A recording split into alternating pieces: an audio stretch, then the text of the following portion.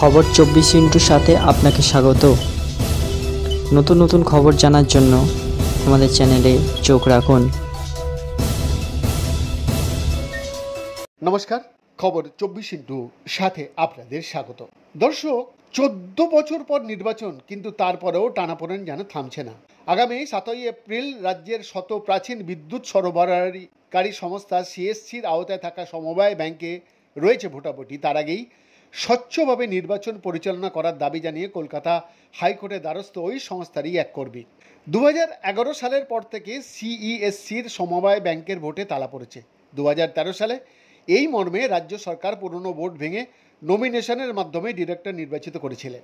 সেই বোর্ড এখনও চলছে। অবশেষে আগামী 17 তারিখ রয়েছে সমবায় নির্বাচন, কিন্তু তার আগে ওই মামলাকারীর দাবি শিয়রের নির্বাচন সত্ত্বেও এখনও কোনো ড্রাফট ভোটার লিস্ট তৈরি হয়নি। ফলে কারা ভোটার সেটাই স্পষ্ট না। এমনকি বারবার দাবির পরেও ভোটার লিস্ট প্রকাশ করতে দেওয়া হয়নি। নির্বাচনের আগে মনোনয়ন জমা দেওয়া নিয়ে প্রভাব খাটানো হয়েছে বলে আদালতে অভিযোগ জানানো হয়েছে সেই কর্মীর দ্বারা। তার দাবি, গত 21 থেকে 23 মার্চ পর্যন্ত ছিল মনোনয়নপত্র জমা দেওয়ার সময়সীমা, কিন্তু ওই সময়কালে তৃণমূল ঘনিষ্ঠ ছাড়া কেউই মনোনয়ন জমা দিতে পারেনি।